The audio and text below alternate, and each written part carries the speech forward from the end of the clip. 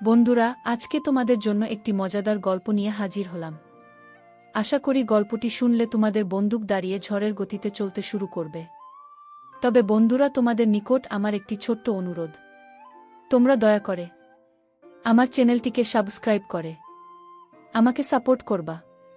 তাহলে চলুন বন্ধুরা, গল্পটি শুরু করি। যেই দিন আমার ভাবি গোসলের পর নতুন পোশাক পরে তৈরি থাকত, সেই দিন আমার দাদা সারা রাত ভাবিকে ঘরের বাইরে দাঁড় করিয়ে রাখত। একদিন আমি ভাবিকে জিজ্ঞেস করি এমনটা কেন হয়।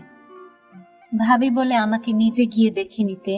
এটা জানার জন্য আমি একদিন গোসল টোসল করে ভাবির পোশাক পরে দাদার ঘরে গিয়ে ঢুকি, কিন্তু যেই আমার নজর দাদার উপর পড়ে আমি চমকে উঠি।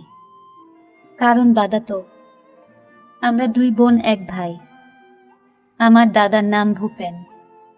দাদাকে নিয়ে আমার মায়ের গর্ব ছিল, যেমনটা সব মায়েদের থাকে।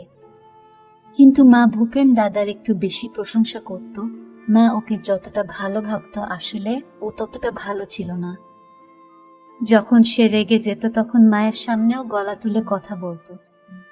আমাকে পড়াশোনা করতে বারণ করে দিয়েছিল, কিন্তু মা বলে মাধ্যমিকের পর বাড়িতে বসে থাকলে লোকে অনেক কথা বলবে।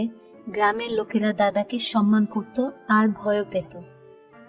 একবার কিছু গ্রামের ছেলে একটা মেয়ের সাথে অসভ্যতা করেছিল, তখন দাদা সেই ছেলেগুলোকে মেরেছিল। তারপর থেকে দাদা গ্রামে একজন সম্মানীয় ব্যক্তি হয়ে উঠেছিল। কিন্তু আস্তে যখন দাদার রোজগার বাড়তে থাকে তখন তার কিছু বদভ্যাস তৈরি হয়। সে সিগারেট খেতে শুরু করে আর মদ খেয়ে দেরি করে বাড়ি ফেরে। এছাড়াও দাদা আর কি কি খারাপ কাজ করত তা আমরা জানতাম না। তখন মায়ের মনে হলো দাদাকে একটা বিয়ে দিলে দাদা শুধরে যাবে, বাড়িতে একটা বউ আসবে, আসে তাকে আর এইসব কাজ করতে দেবে না, তার দায়িত্ব বাড়বে আর সংসারে মন বসবে। কিন্তু এই ভাবনাটা ভুল ছিল। যাকে বাড়ির বউ করে আনা হবে সে কোনো ডাক্তার নয় যে দাদাকে ঠিক করে ফেলবে, আর বিয়েটা কোনো চিকিৎসা পদ্ধতিও নয়। বিয়েটা একটা দায়িত্ব, আর এটা সেই নিতে পারে যা নিতে পারে যায়, এটা নেবার যোগ্যতা আছে। একদিন দাদার বিয়ে হয়ে যায় আর বাড়িতে নতুন বউ আসে। বিয়ের পর পরই দাদার মধ্যে একটু হলেও বদল দেখা যায়। কিন্তু তারপর একটা অদ্ভুত ঘটনা ঘটতে শুরু করে, যেটা আমাকে খুব ভাবায়। এমনিতে ভাবি আমাদের সাথে খুব কম কথা বলতো, সবসময় খুব উদাস থাকতো। মা বলতো যে এটাই ভালো। বেশি কথা বলা মেয়ে আমার পছন্দ নয়, কিন্তু ভাবি শুধু কম কথাই বলতো না, সে কেমন একটা ভয়ে ভয়ে থাকতো। আমি মাকে বলি যে ভাবির হয়তো এই বাড়িতে কোনো অসুবিধা হচ্ছে, দাদা কি ভাবির সাথে খুব ঝগড়া করে? মা বলে এমনটা একেবারেই নয়। এই বংশের ছেলেরা তাদের বউদের খুব সম্মান করে আর ভালোবাসে। তোর দাদা একসময় বিয়ের জন্য পাগল ছিল। তার যখন 11 বছর বয়স ছিল তখন থেকে সে বলতো আমাকে বিয়ে দিয়ে দাও। কিন্তু তারপর সংসারের দায়িত্ব তার উপর এসে পড়ে। তোর দাদা দেখতে একটা সুন্দর ছেলে, তোর ভাবির ভাগ্য ভালো যে সে এমন একটা স্বামী পেয়েছে। সারা গ্রামে এত ভালো ছেলে খুঁজে পাওয়া যাবে না। মা তো দাদার প্রশংসা করতেই ব্যস্ত ছিল, কিন্তু আমি জানি ভাবির কিছু একটা অসুবিধা হচ্ছিল। একদিন আমি দেখি ভাবি দাদার ঘরের বাইরে দাঁড়িয়ে আছে। মনে হচ্ছিল যেন তাকে ঘর থেকে বের করে দেয়া হয়েছে, যেমনটা স্কুলের ছাত্রদের শাস্তি দেওয়ার ক্লাসের বাইরে দাঁড় করিয়ে রাখা হয়। তখন রাতের বেলা ছিল, এই সময় তো ভাবির ঘরের ভেতরে থাকার কথা। সে মাথা নিচু করে দাঁড়িয়েছিল। আমাকে দেখে সে নিজের চোখের জল মুছছে। আজ তো ভাবি নতুন সুখ পড়েছিল, সে গোসল টোসল করে তৈরি ছিল। আমি বললাম, ভাবি আজ তোমাকে খুব সুন্দর দেখাচ্ছে। ভাবির লম্বা চুল ছিল, তার নাম ছিল অর্পিতা। আমি তাকে জিজ্ঞেস করি, তুমি বাইরে কেন দাঁড়িয়ে আছো? আর তুমি কাঁদছো কেন? সে বলে, না না, আমি কাঁদছি না, আমার চোখে কি একটা যেন পড়ল। কিন্তু আমি বুঝতে পারছিলাম যে ভাবি কাঁদছিল। আমি আবার জিজ্ঞেস করলাম, তুমি বাইরে কেন দাঁড়িয়ে আছো? সে বলে, এমনি দাঁড়িয়ে আছি। আমি বুঝতে পারলাম যে ভাবি আমাকে কিছু বলতে চায় না। তাই আমি রান্নাঘরে চলে গেলাম নিজের জন্য খাবার বানাতে। রান্নাঘর থেকে ঘরের দরজাটা পরিষ্কার দেখা যেত। আমি দেখি ভাবি এখনো সেখানেই দাঁড়িয়ে আছে। আমি রুটি আর তরকারি বানালাম, কিন্তু ভাবি সেখান থেকে নড়ল না। সে আমার দিকে পেছন করে দাঁড়িয়েছিল। মনে হয় সে কাঁদছিল। দাদা তো ঘরের ভেতরে ছিল, ঘরের দরজাটা খোলা ছিল। তাহলে ভাবি ঘরের বাইরে কেন দাঁড়িয়ে আছে? এত সুন্দর জামা কাপড় পরে সেজে গুজে আছে, দাদার তো উচিত ভাবিকে ঘরের বাইরে বের হতেই না দেওয়া। কিন্তু ভাবি ঘরের বাইরে দাঁড়িয়ে আছে। আমি খাবার বানিয়ে নিজের ঘরে চলে গেলাম। সকালে যখন উঠলাম তখন দেখি ভাবি সেখানে নেই। কিন্তু কাল রাতে সে ঘরের বাইরে দাঁড়িয়ে কি করছিল? আমি ব্যাপারটাকে ইগনোর করলাম। 4 দিন পেরিয়ে গেল। একদিন ভাবি আমাদের সাথে বসেছিল, তখন দাদার ফোন আসে। দাদা বলে যে আজকে দুপুরের খাবার খেতে বাড়িতে আসতে পারবে না। কিন্তু দাদা না খেলে ভাবি খায় না, খুব খিদে পেয়েছিল। আমি বললাম, ভাবি দাদা তো আজ খেতে আসবে না, তুমি বরং আমাদের সাথে বসে খেয়ে নাও। ভাবি যখন আমাদের সাথে খেতে বসে তখন মা হঠাৎ করে এদিক ওদিক দেখতে শুরু করে আর বলে, একটা বিচ্ছিরি গন্ধ আসছে, তুই কি কোনো ঘর পরিষ্কার করতে ভুলে গেছিস? আমি বলি, আমি তো সব ঘর পরিষ্কার করেছি, জানি না এই গন্ধটা কোথা থেকে আসছে। ভাবি মাথা নিচু করে বসেছিল। সে তাড়াতাড়ি খেয়ে ওখান থেকে উঠে যায়, কিন্তু যেই ভাবে ওখান থেকে চলে গেল সেই গন্ধটা ও চলে গেল। মা বলে এই গন্ধটা ওর গা থেকে আসছিল, কিন্তু ও তো এরকম নয়, তাহলে এরকম নোংরা হয়ে কেন ঘুরে বেড়াচ্ছে? ও কি গোসল মোসল করে না? আমি মাকে থামিয়ে বলি, চাও না মা, আজ হয়তো ভাবির গোসল করতে ইচ্ছে করছে না। মা বলে, কেন, এটা কি ফেব্রুয়ারি মাস নাকি যে ঠান্ডায় গোসল করতে ইচ্ছে করবে না? এটা জুলাই মাস, তাছাড়া বিবাহিত মেয়েদের সব সময় গোসল করে পরিষ্কার হয়ে থাকা উচিত। এরকম নোংরা হয়ে থাকলে ছেলেরা সেটা পছন্দ করে না। আর আমি তোকে বলে রাখছি, তোর যখন বিয়ে হবে তখন রোজ ভালো করে গোসল মোসল করে পরিষ্কার হয়ে থাকবে, না হলে তোর স্বামী তোর দিকে ফিরেও তাকাবে না। তোর ভাবিরও এটা বোঝা উচিত। আমি ওর সাথে কথা বলে আসছি। মা ওখান থেকে উঠে চলে গেল। আমি ভাবতে লাগি, কে জানে মা ভাবিকে কি বলবে। মায়ের কথায় তার খারাপ লাগতে পারে, কিন্তু ভাবি তার পরের দিনও গোসল করলো না। সে 6-7 দিন ধরে গোসল না করেই থেকে যায়। একদিন আমরা ভাবির হাতে একটা নতুন আংটি দেখতে পাই। তার বিয়ের সব জিনিসপত্র আমরাই কিনে দিয়েছিলাম। আর বিয়ে হওয়ার পর থেকে ও বাজারেও যায়নি। তাই আমি ভাবিকে জিজ্ঞেস করি, সে এই আংটিটা কোথা থেকে পেল? সে বলে, তোমার দাদা আমাকে আজ সকালে আমাকে এটা দিয়েছে। ভাবি এই ব্যাপারে খুব একটা খুশি মনে হলো না। আমি বলি, সে তো খুব ভালো কথা, দাদা আজকাল খুব ভালো মুডে আছে দেখছি। সে বলে, হ্যাঁ, এখন তো মুড ভালো আছে, কিন্তু রাত অবধি সেটা ভালো থাকবে কিনা কে জানে। আমি জিজ্ঞেস করি, কেন, মন খারাপ কেন হবে? তুমি কি দাদার কোনো কথা শুনুনি? ভাবি বলে, না, কিছু না। ভাবিকে খুব চিন্তিত দেখায়। কিছুক্ষণ পর সে গোসল করতে চলে যায়। ভাবির গা দিয়ে একটা খারাপ গন্ধ বেরোচ্ছিল, কিন্তু যখন সে গোসল করে বের হয় তখন তাকে খুব সুন্দর দেখায়। আজকেও ভাবি নতুন সিট পরেছিল।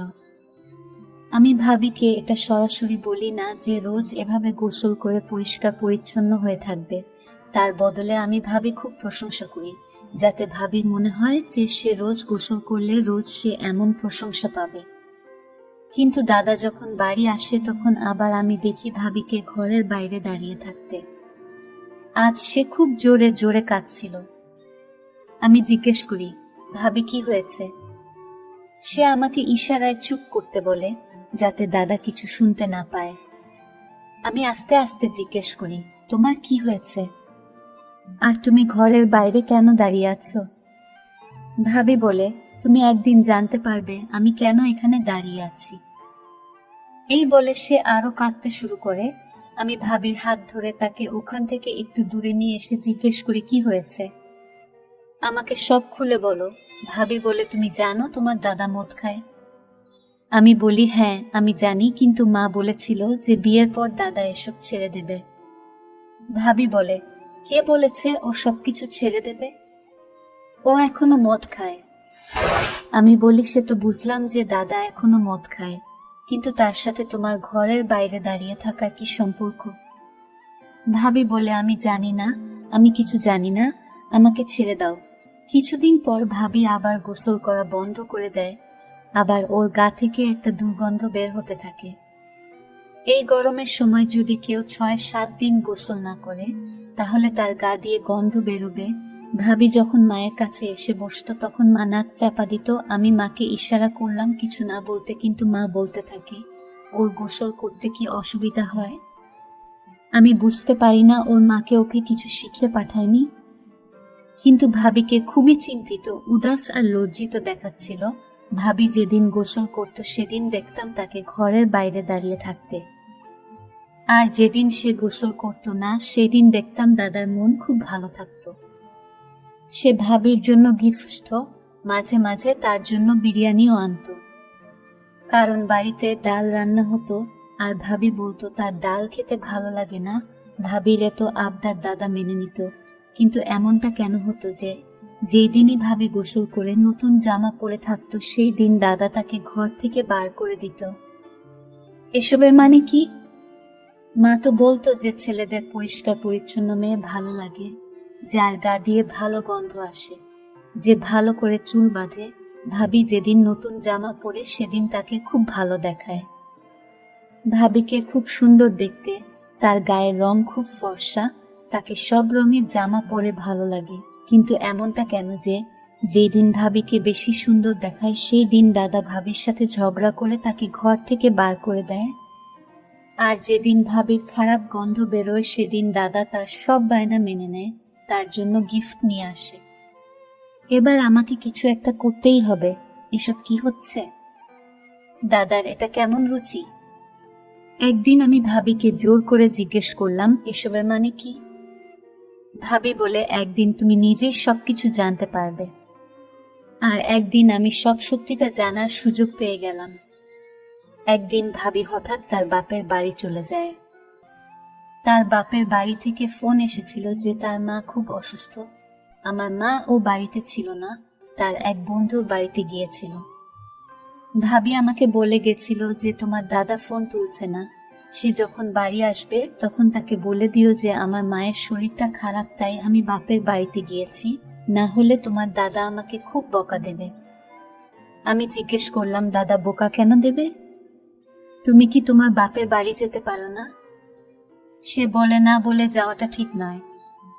আমি বলি, তুমি চিন্তা করো না, আমি আছি তো, আমি বলে দেব, তুমি নিশ্চিন্তে তোমার মায়ের কাছে যাও। ভাবি তাড়াহুড়োতে নিজের ফোনটা বাড়িতে ফেলে চলে যায়। ভাবি চলে যাওয়ার পর আমার মাথায় আইডিয়া আসে, আমি ঠিক করে ফেলি আমাকে কি করতে হবে। দাদা বাড়ি ফিরে এসে সোজা নিজের ঘরে চলে যায়।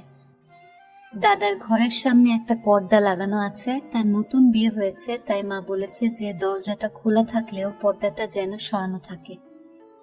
এই গরমের সময় দাদা দরজা বন্ধ করতো না, তাই পর্দাটা সরিয়ে রাখতো। কারণ মা বলতো যে বাড়িতে তোর একটা ছোট বোন আছে, ঘরের ভেতরে কি হচ্ছে সেটা তার দেখা উচিত নয়। দাদা ঘর চেঁচিয়ে বলে, আমার জন্য এক গ্লাস জল নিয়ে এসো। আমি চটপট গোসল করে ভাবির একটা জামা পরে দাদার ঘরের বাইরে গিয়ে দাঁড়াই। এমন ভাবে দাঁড়াই যাতে পর্দার ওপার থেকে দাদা শুধু আমার পা দেখতে পায়। আমি ভাবির একটা ছুটি নিয়েছিলাম, আমিও ভাবির মতন সুন্দর দেখতে ছিলাম, আমার গায়ের রং ভাবির মতনই ফর্সা ছিল। আমি যখন ঘরের বাইরে এসে দাঁড়াই তখন দাদা ভেতর থেকে দেখতে পায় যে আমি বাইরে দাঁড়িয়ে আছি। তারপর আমার দাদা কিছু অদ্ভুত অদ্ভুত কথা বলতে শুরু করে। প্রথমে আমি কিছুই বুঝতে পারছিলাম না, কিন্তু যখন আমি বুঝতে পারলাম তখন আমার পায়ের তলা থেকে মাটি সরে গেল। দাদা বলে, আচ্ছা তুই আজ আবার গোসল করেছিস? তুই নিজেকে খুব সুন্দরী মনে করিস তাই না? তুই ভাবিস গোসল না করলে তোর সারা গায়ে ময়লা জমে যাবে, তোর গায়ের রং কালো হয়ে যাবে, তাই তুই রোজ গোসল করে আসিস তাই না? তারপর আমার পায়ের দিকে কিছু একটা ছুঁড়ে মারে, এখন ভূতের মতন দাঁড়িয়ে আছিস কেন? আমি আসার আগে তুই গোসল করেছিস আর তারপর এখানে এসে দাঁড়িয়ে আছিস, তার মানে তোর অপমানিত হতে খুব ভালো লাগে। আমি দেখছি এখন আর তোকে মুখে বললে চলবে না, আমাকে হাত চালাতে হবে দেখছি, কারণ তোর সব অপমান সয়ে গেছে। আমি যখন বারবার বলেছি যে আমার পরিষ্কার পরিচ্ছন্ন মেয়ে পছন্দ নয়, তখন বারবার কেন গোসল করিস তুই? দাদা খুব বাজেভাবে চিৎকার করছিল। আমি তখন বুঝতে পারছিলাম ভাবি কেন দাদাকে এত ভয় পেত। আজ আমি বুঝতে পারি যে ভাবি কেন গোসল করতো না, কারণ গোসল করলেই দাদা তার উপর এভাবে চেঁচাতো। কিন্তু আমি এটা বুঝতে পারছিলাম না যে দাদা এমনটা কেন করতো। দাদা অনেক কথা বলতে থাকে, বলে তোকে আমি গোসল করতে বারণ করেছিলাম না, তাও তুই গোসল করেছিস, তোর কি আমাকে রাগাতে ভালো লাগে? তারপর দাদা গালিগালাজ করতে শুরু করে। এবার ধৈর্যের সীমা পেরিয়ে যায়। আমি পর্দাটা সরিয়ে ভেতরে ঢুকে পড়ি। দাদা আমাকে দেখে চমকে যায়, আর আমিও দাদাকে দেখে অবাক হয়ে যাই। কারণ দাদা বিছানায় বসে কি একটা খাচ্ছিল। সে খাবার থেকে একটা খারাপ গন্ধ আসছিল। দাদা বলে, তুই এখানে তোর ভাবির জামা কাপড় পরে কি করছিস? তোর ভাবি কোথায়?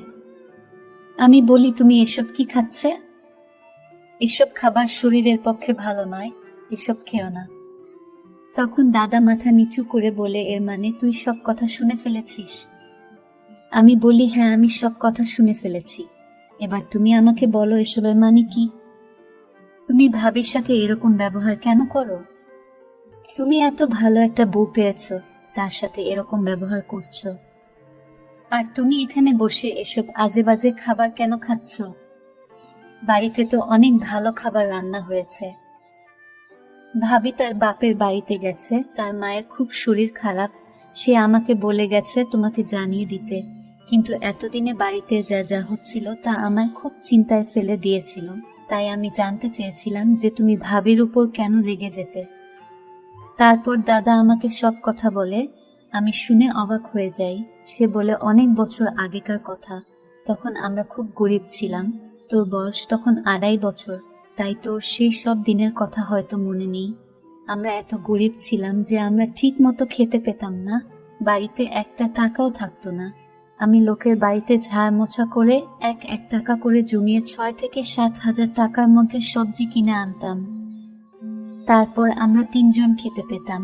তারপর আমি অনেক চেষ্টা করেও কোনো কাজ জোগাড় করতে পারলাম না। আমি দেখতে শুনতে তো ভালো ছিলাম, কিন্তু আমি কোনো কাজ জানতাম না।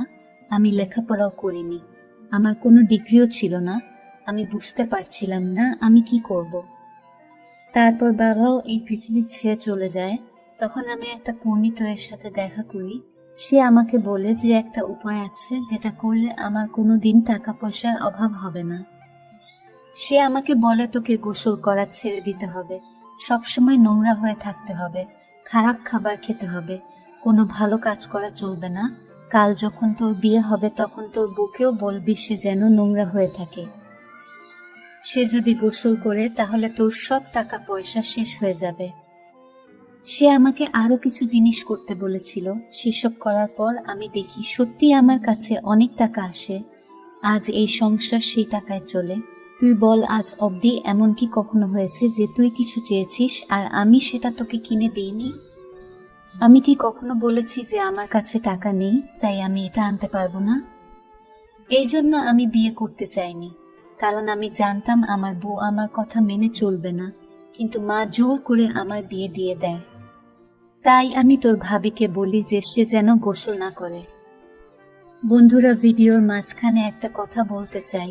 আমি তোমাদের সর্বদা হাসি খুশি রাখার জন্য খুব কষ্ট করে ভিডিও বানাই, তাই তোমাদের কাছে অনুরোধ থাকবে অবশ্যই ভিডিওটি দেখে একটি লাইক করবে এবং সেলিনা চ্যানেলটি সাবস্ক্রাইব করে পাশে থাকবেন। তারপর 5-6 দিন সে আমার কথা মেনে চলে, কিন্তু তারপর তার মাথায় ভূত চাপে আমি পুজো না করে থাকতে পারবো না। তাই পুজো করার জন্য সে গোসল করে ফেলে। তাই যেদিনই ও গোসল করে পরিষ্কার হয়ে আমার কাছে আসে, আমি তখন খুব রাগ করি। আমাদের মধ্যে ঝগড়া হয় আর আমি তাকে ঘর থেকে বের করে দেই, কারণ ও যদি পরিষ্কার হয়ে থাকতে শুরু করে তাহলে আমার সব টাকা ফুরিয়ে যাবে। আমি দাদাকে বলি, তুমি আজকালকার দিনে এসব কথায় বিশ্বাস করো? কে বলেছে তোমাকে এসব কথা? তোমার কাছে টাকা আসে কারণ তুমি কাজ করো, তুমি পরিশ্রম করে টাকা রোজগার করো। উপরে ভগবান আছে, তিনি কাউকে অভুক্ত রাখেন না। যে খাটে ভগবান তাকে সাহায্য করে। তুমি যেটা করছো সেটা ঠিক নয়, এর ফল তোমাকে ভোগ করতে হবে। তোমার কাছে যা আছে সেটাও আর থাকবে না। তুমি এইসব করা বন্ধ করো, আর এইসব খাবার খেতে হবে না। আমি খাবারটা তুলে ডাস্টবিনে ফেলে দিই। তারপর দাদাকে অনেক বোঝাই। দাদা বলে, আবার যদি আমাদের সেই দরিদ্র অবস্থা ফিরে আসে তাহলে তোকে আর তোর ভাবিকে কে দেখবে? তোর ভাবি মা হতে চলেছে। আজ সকালেই সে আমাকে এই খবরটা দেয়। আমি তাকে বলি যে কিছু হবে না, ভগবান আমাদের পাশে আছে। দাদা বলে, তোর পড়াশোনার অনেক খরচ, তারপর তোর বিয়ের খরচা আছে। আমি দাদাকে বলি, তুমি ভগবানের উপর ভরসা রাখো আর এইসব করা বন্ধ করো।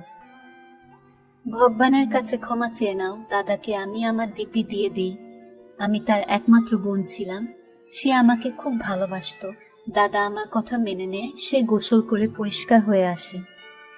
ভাবি ফিরে এসে দাদাকে দেখে অবাক হয়ে যায়। নিজের ঘরে পা রাখার আগে আমার দিকে তাকায়। আমি মাথা নেড়ে বলি, এবার সবকিছু ঠিক হয়ে যাবে। দাদা ওইসব কাজ করা ছেড়ে দিয়েছে। ভাবি খুব খুশি হয়। আমাদের বাড়ির পরিবেশটা খুব ভালো হয়ে ওঠে। বন্ধুরা, তারপর থেকেই দাদার আর আমাদের সংসার খুব ভালো করে চলতে শুরু করে। বন্ধুরা, ভিডিওটি ভালো লাগলে একটি লাইক দিন। আর তোমরা যদি এরকম ধরনের গল্প শুনতে চাও তাহলে দয়া করে আমার চ্যানেলটিকে সাবস্ক্রাইব করো। সবাইকে ধন্যবাদ।